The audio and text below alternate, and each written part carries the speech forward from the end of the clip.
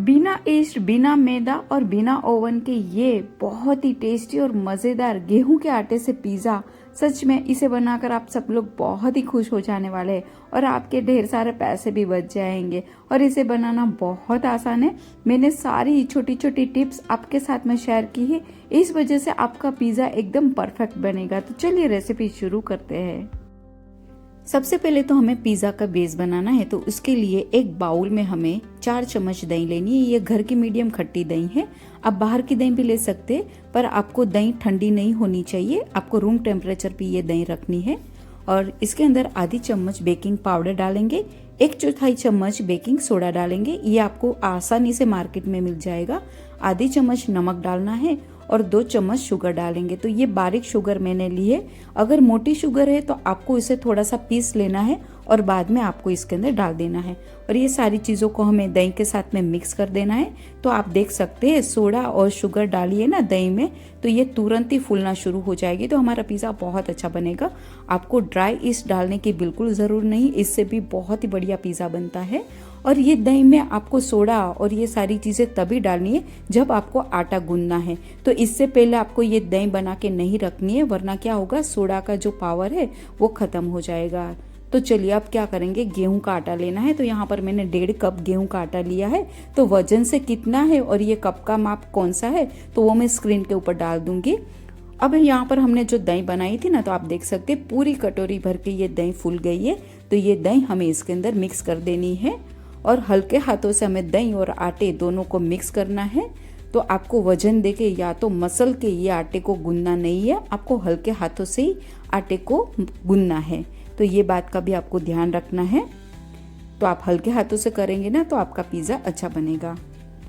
और बाद में ये दही और आटा अच्छे से मिक्स हो जाए ना, तो फिर आपको हल्का गुनगुना पानी से ये आटे को गूंद लेना है। आपको ठंडा पानी या तो नॉर्मल पानी इसके अंदर नहीं डालना है। तो जो बाउल में मैंने दही भिगोई थी ना, तो वही बाउल में मैं हल्का गुनगुना पानी ले लूँगी, क्योंकि उसके अंदर थोड़ा सा दही सारी चीज़ें थी तो वो भी इसके अंदर आ जाए। और बाद में हमें हल्के हाथों से, जिस तरह से हम रोटी का आटा गूंदते हैं ना, तो रोटी के आटे से थोड़ा सा नरम हमें ये आटा गूंद लेना है। तो थोड़ा सा पानी में और डाल दूंगी। तो देख सकते हैं, तो हमने दही डाली थी ना, तो हमें ज़्यादा पानी का यूज़ नहीं होगा, बस हमें ये नरम आटा गूंद लेना है। तो ये एकदम परफेक्ट है, आपको मैं दिखा देती हूँ, इतना हमें नरम आटा चाहिए। तो ये छोटी छोटी बात आप ध्यान रखेंगे ना, तो आपका पिज़्ज़ा बहुत ही अच्छा बनेगा। बहुत आसान है पिज़्ज़ा बनाने के लिए। तो आप देख सकते हैं, बस ये इतना हमें नरम चाहिए। अब हमें ये एक किचन के ऊपर हम ये आटे को ले लेंगे, क्योंकि ये एक ज़रूरी स्टेप करना है। ये परात के ऊपर भी आप कर सकते हैं। तो पहले मैं मेल्टेड बटर डाल दूंगी, हल्का सा मैंने इसे गर्म कर दिया है। और इसे हमें दोनों हाथों की मदद से इसे स्ट्रेच करना है। तो एक हाथ से आपको आटा पकड़ना है और दूसरे हाथ से आपको स्ट्रेच करना है। तो आपको हथेली की मदद से करना है और वापस हम इसे मिक्स करेंगे, वापस स्ट्रेच करेंगे। तो ऐसे आपको बारी बारी करना है। और आपको बीच बीच में लगेगा कि ये बहुत ही स्टिकी हो रहा है, बहुत ही चिपक रहा है, पर इसमें आपको बिल्कुल आटा, मतलब सूखा आटा इसमें बिल्कुल नहीं डालना है।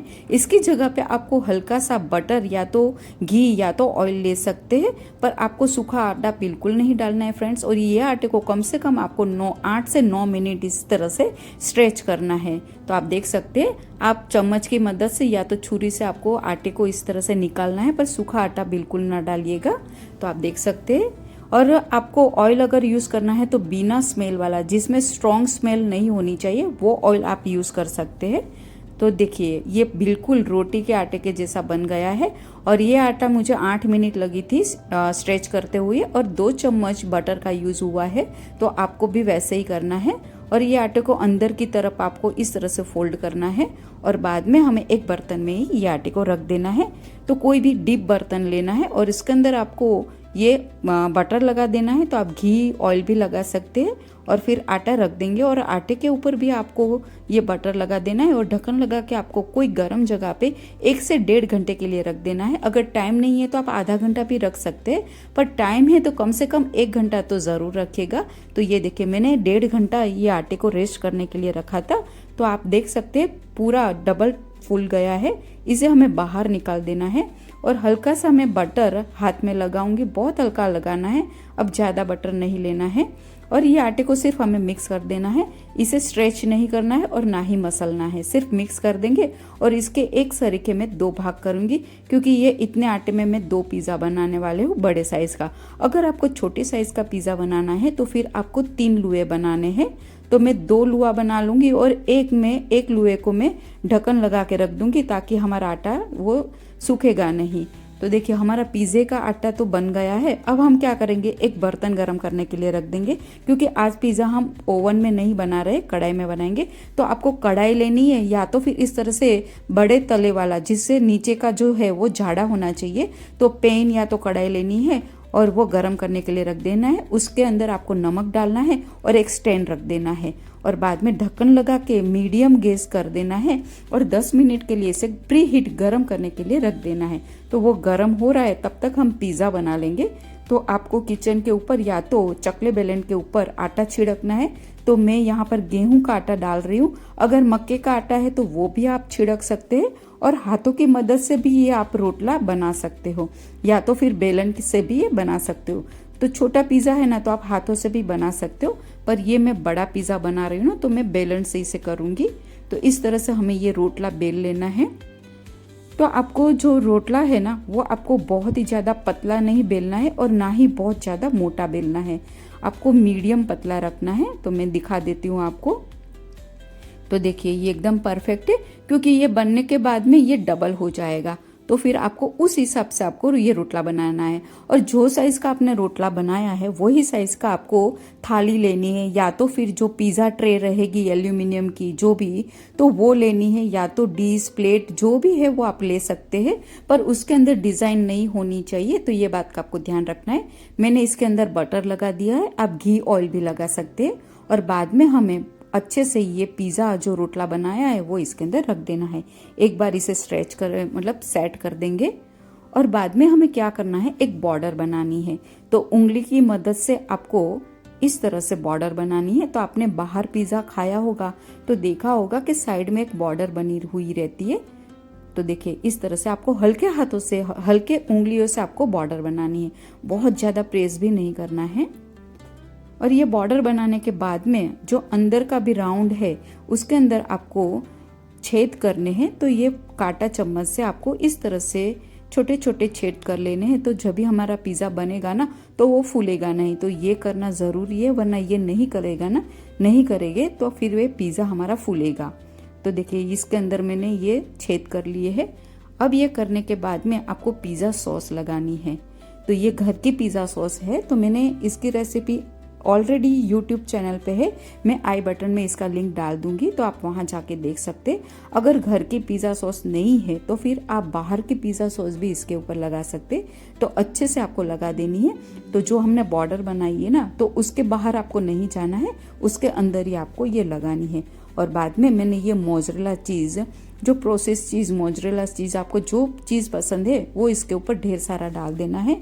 और बाद में स्वीट कॉर्न मैंने डाल दी है, और फिर जो मन पसंद आपके वेजिटेबल है वो सारे डाल सकते।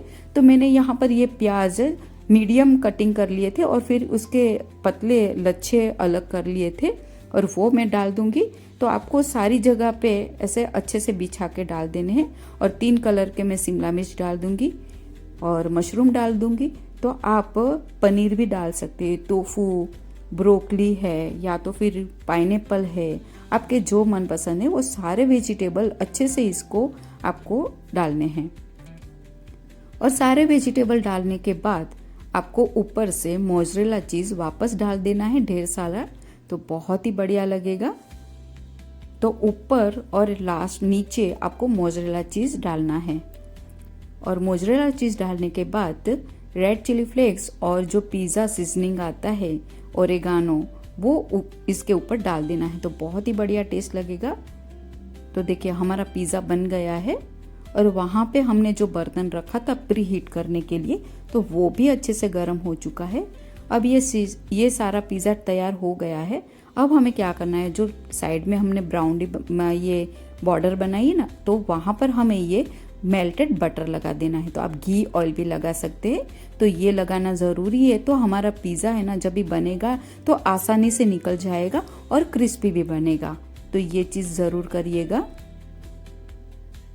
तो देखिए यहाँ पर हमारा ये बर्तन भी गर्म हो चुका है, तो बहुत ही गर्म होगा, तो आपको एकदम सावधानी से ये पिज़्ज़ा को रखना है और बाद में आपको ढक्कन लगा के इसे, ये बड़ा पिज़्ज़ा है तो मैं 25 मिनट का टाइमर लगा दूंगी। तो आप मोबाइल में या तो गैस में रहेगा तो आप वहाँ पे भी लगा सकते हैं, तो 25 मिनट का टाइमर लगा दूंगी। अगर छोटा पिज़्ज़ा है तो आपको 15 मिनट का लगाना है और बड़े पिज़्ज़े में आपको 15 मिनट के बाद में एक बार चेक करना है नीचे से कि ब्राउन हुआ है कि नहीं, और जो छोटा पिज़्ज़ा है तो उसको आपको 10 मिनट के बाद में चेक करना है।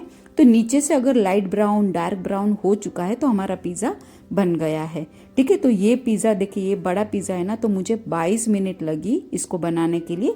तो छोटा पिज़्ज़ा आपका 12 से 15 मिनट में आराम से बन जाएगा। तो इसे हमें बाहर निकाल देना है फ्रेंड्स। तो आप देख सकते हैं बहुत अच्छे से सारी चीज़ें, वेजिटेबल भी हमारे अच्छे से बने हैं और पिज़्ज़ा भी हमारा बहुत अच्छे से बना है। देखिए आप, मैं आपको साइड से दिखा देती हूँ, तो साइड से ही आपको पता चल रहा होगा कि ये बहुत ही अच्छा क्रिस्पी बना है फ्रेंड्स। तो फ्रेंड्स, बिना ईस्ट के आप ये पिज़्ज़ा बनाएंगे ना तो बहुत ही बढ़िया बनता है। रेस्टोरेंट से भी अच्छा पिज़्ज़ा घर में बनता है। और जो एक पिज़्ज़ा का आप बाहर पैसा देते हो ना, तो उससे कम पैसों में आप पूरे घर के लिए घर पे पिज़्ज़ा बना सकते हो और बहुत आसान है। आपने देखा, बहुत ही आसान है पिज़्ज़ा बनाने का। तो इसे एक बार आप ज़रूर बनाइएगा और आप लोगों को अगर पसंद आई तो आपके फैमिली फ्रेंड में भी इसे ज़रूर शेयर करिएगा। मैं आपको कटिंग करके भी दिखा देती हूँ, तो आप देखेंगे कि बहुत ही टेस्टी बने हैं ये पिज़्ज़ा। तो देखिए, वाह, इतना टेस्टी है ना कि मेरे से तो रहा नहीं जा रहा है। तो मैं तो चली हूँ खाने के लिए। आप भी इसे एक बार ज़रूर बनाइएगा और मुझे कमेंट में ज़रूर बताना कि आपका पिज़्ज़ा कैसा बना है। तो चलिए नेक्स्ट वीडियो में वापस नए रेसिपी के साथ में मिलेंगे, तब तक इसे बना के आप इंजॉय करें। Bye bye.